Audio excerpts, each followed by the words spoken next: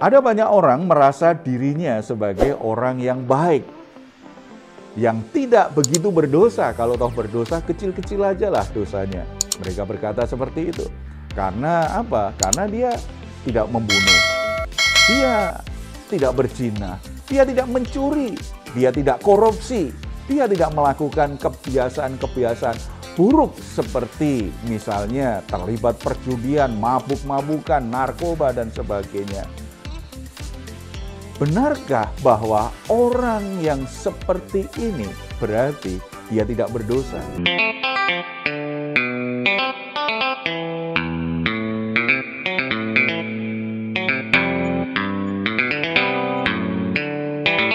Salam God Lover yang dikasihi oleh Tuhan Yesus. Senang boleh kembali berjumpa dengan saudara dalam program Rest and God malam hari ini bersama Diaspora TV. Setelah melewati berbagai kesibukan sepanjang hari ini, mungkin ada situasi tertentu yang membuat jiwa saudara menjadi letih lesu dan berbeban berat. Apapun situasi itu, apapun masalah yang saudara alami, jangan pernah menyerah sebab Tuhan ingin kita mengalami kelegaan setiap hari. Tuhan Yesus berkata, "Marilah kepadaku semua yang letih lesu dan berbeban berat, aku akan memberi kelegaan kepadamu." Mari kita datang kepadanya dengan iman kita bersatu dalam doa. Bapa di surga, bersyukur untuk anugerah-Mu sepanjang hari ini. Tuhan sudah menyertai berbagai permasalahan kami bisa hadapi dan kami selesaikan dengan baik. Tetapi ada beberapa yang belum selesai. Kami tidak ingin masalah ini menjadi beban berat yang mengganggu istirahat kami malam ini Tuhan. Oleh sebab itu kami datang kepadamu, kami percaya Tuhan sumber sukacita kami. Engkau akan memberi kami kelegaan dan Tuhan akan memberi jalan keluar yang terbaik. Kami tidak mau membawa masalah kami itu dalam waktu istirahat kami karena kami percaya Tuhan punya kuasa tidak terbatas untuk menolong kami. Bapa, kami rindu mendengar firman-Mu, mari Engkau berbicara kepada kami, nyatakan firman-Mu kepada kami satu persatu dalam nama Tuhan Yesus. Amin. Ada banyak orang merasa dirinya sebagai orang yang baik, yang tidak begitu berdosa. Kalau toh berdosa, kecil-kecil aja lah dosanya. Mereka berkata seperti itu.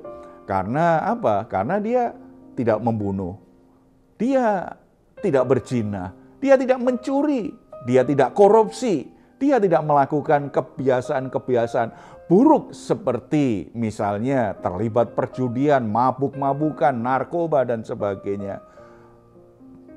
Benarkah bahwa orang yang seperti ini berarti dia tidak berdosa? Atau setidaknya dosanya sangat kecil? Mari kita membuka kisah yang tercatat di 1 Tawarikh pasal 13 ayat 1 sampai 14.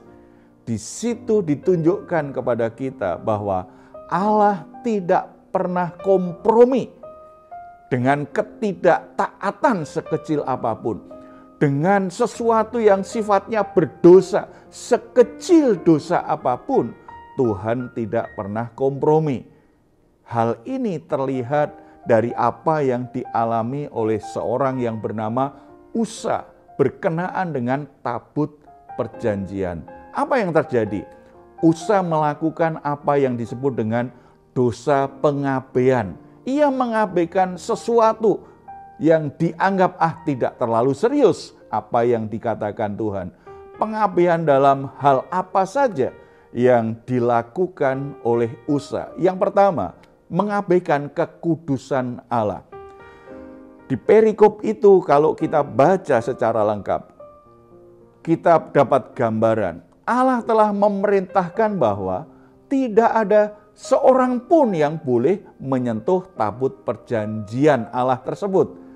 Lebih jelasnya kita bisa buka sendiri, saudara bisa buka sendiri di kitab Bilangan pasal 4 ayat 15. Walaupun tindakan Usa itu sesuatu yang sebenarnya bersifat spontan karena kereta pembawa tabut itu tergelincir, tetapi itu sebagai wujud dia sebenarnya mengabaikan, melupakan tentang larangan yang pernah Tuhan berikan. Akibatnya Allah tetap menghukum Usa. Usa mati karena perbuatannya itu. Kita baca ayat 9 dan 10. Ketika mereka sampai ke tempat pengirikan Kidon, maka Usa mengulurkan tangannya, memegang tabut itu, karena lembu-lembu itu tergelincir. Maka bangkitlah murka Tuhan terhadap Usa. Lalu ia membunuh dia oleh karena Usa telah mengulurkan tangannya kepada tabut itu. Ia mati di sana di hadapan Allah. Tindakan Usa itu bersumber dari kelalaiannya dan ketidaktahuannya tentang firman Allah, serta ketiadaan hati yang sungguh-sungguh takut. Ia mengabaikan kebenaran yang sudah dinyatakan oleh Allah tentang kekudusan dirinya yang dinyatakan melalui tabut perjanjian itu. Kelalaian yang sama dengan dosa, pengabaian akan kekudusan Allah, mengabaikan kebenaran bahwa Allah itu maha kudus, kebenaran bahwa Allah itu tidak bisa dikompromikan dengan kesalahan-kesalahan atau dosa sekecil apapun. Itu sama dengan dosa. Itu sama saja tidak mengindahkan apa yang sudah Tuhan firmankan. Allah tidak pernah kompromi terhadap dosa, sekalipun dosa itu dilakukan dengan tidak sengaja. Apalagi kalau sudah tahu kebenaran tetapi dia mengabaikan kebenaran firman itu. Pengabaian-pengabaian seperti ini tidak pernah dikompromikan oleh Tuhan. Itu tetap dosa. Sebab untuk itulah Kristus telah mati, karena tidak ada dosa yang tidak diperhitungkan oleh Allah. Tidak ada dosa yang tidak mendatangkan maut. Oleh sebab itu, sebagai orang percaya, jangan mengabaikan perintah Tuhan. Jangan mengabaikan kekudusan Tuhan. Ketika kita beribadah, sadari bahwa Allah yang kita sembah adalah Allah yang maha kudus. Tidak hanya Allah yang penuh kasih, yang senang mendengar suara puji-pujian kita, yang senang untuk bersekutu dengan kita. Tetapi Allah yang penuh kasih itu kita harus ingat, Dia adalah maha kudus. Kita tetap punya rasa hormat yang kita jaga. Kita harus sungguh-sungguh beribadah, memuji, menyembah Tuhan, melayani dengan sikap hati yang sungguh-sungguh menghormati Dia. Sungguh-sungguh melakukan, tidak melanggar kebenaran firman-Nya. Jaga betul apapun yang kita lakukan, itu harus menghargai kekudusan Allah. Jadi berhati-hatilah agar saudara tidak jatuh dalam dosa dalam bentuk apapun. Tidak ada dosa yang itu diabaikan oleh Tuhan. Dosa yang tidak sengaja pun adalah dosa yang tetap mendapatkan ganjaran di hadapan Allah yang maha kudus itu.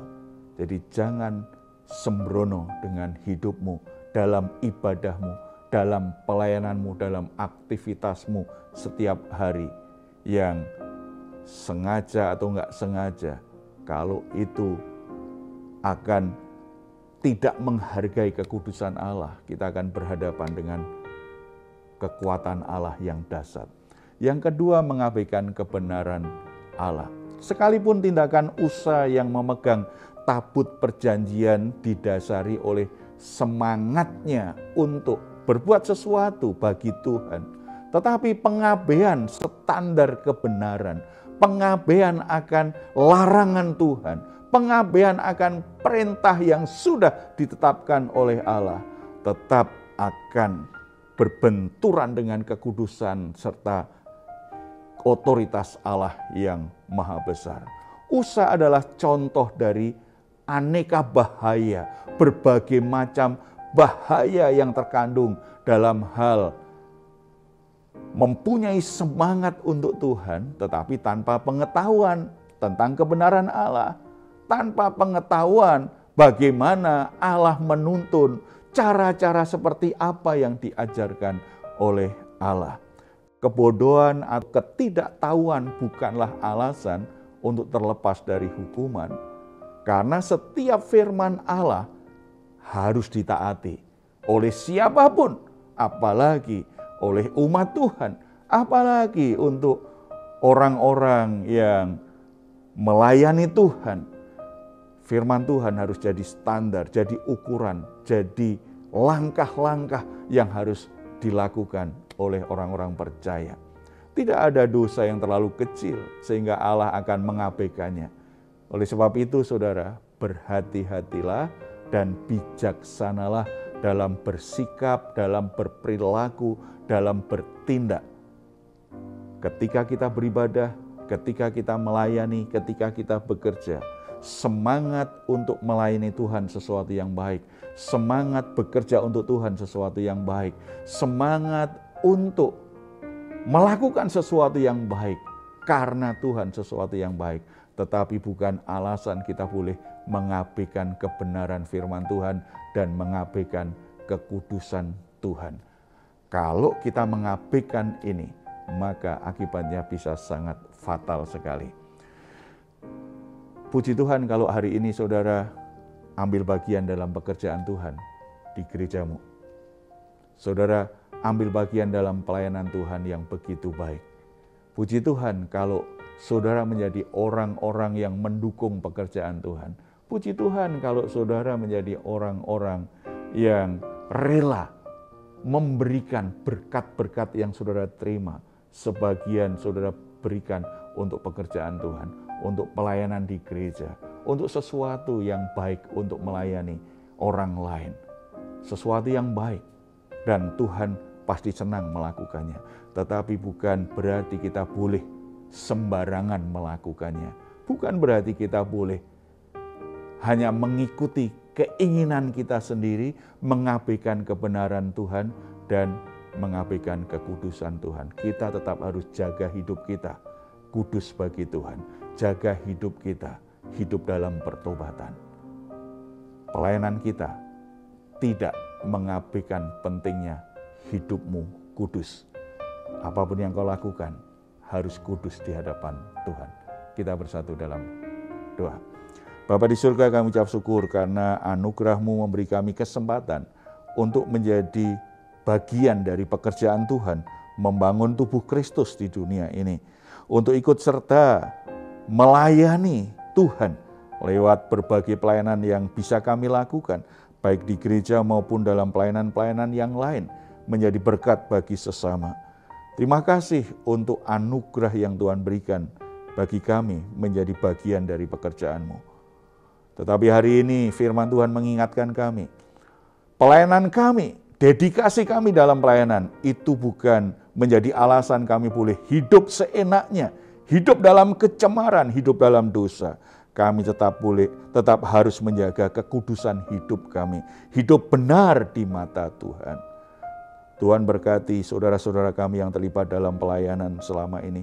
Apapun bentuk pelayanan mereka, dukungan mereka untuk gereja, untuk pelayanan Tuhan, kiranya Tuhan berkati. Tapi juga kiranya Roh Kudus menolong mereka agar mereka tetap bisa menjaga hidupnya kudus di hadapan-Mu. Mereka hidup benar sesuai dengan firman-Mu Tuhan. Ketika mereka ada godaan, ada tekanan, ada situasi yang membuat mereka keluar dari jalan-Mu, yang membuat mereka jatuh ke dalam dosa apapun Tuhan, kiranya Roh Kudus yang menolong mereka, menguatkan hatinya, mereka bisa berkata tidak terhadap dosa dan terus berkata ya terhadap kebenaran firman Tuhan. Yang sedang bergumul dengan dosa-dosa mereka, sementara mereka tetap melayani, mereka tetap beribadah, tetapi mereka tetap terikat dalam perhambaan dosa. Roh Kudus menjamah dan biarlah kebenaran firman Tuhan hari ini memerdekakan mereka semua. Mereka kembali hidup dalam pertobatan dan mereka kembali hidup dalam kekudusan. Sebagaimana Allah kudus, biarlah kami juga kudus adanya. Terpuji nama-Mu Bapa, dalam nama Tuhan Yesus. Amin. Jika saat ini saudara atau keluarga sedang mengalami pergumulan dan membutuhkan dukungan doa, di layar saudara ada nomor telepon yang bisa saudara hubungi. Tim doa kami akan berdoa untuk saudara semua. Silahkan jika saudara ingin memberikan komentar di layar, di ruang komentar yang di channel Diaspora TV, saudara boleh tuliskan komentar saudara di situ. Baik saudara, sebelum kita berpisah, mari kita memperkatakan Mazmur 4 ayat 8-9 bersama-sama. Engkau telah memberikan sukacita kepadaku lebih banyak daripada mereka ketika mereka kelimpahan gandum dan anggur. Dengan tentram aku mau membaringkan diri lalu segera tidur. Sebab hanya Engkaulah ya Tuhan yang membiarkan aku diam dengan aman. Puji Tuhan, selamat beristirahat. Doa saya untuk saudara semua malam hari ini, saudara sungguh-sungguh boleh mengalami rest and God di dalam Tuhan Yesus Kristus. Tuhan memberkati kita semuanya. Salam.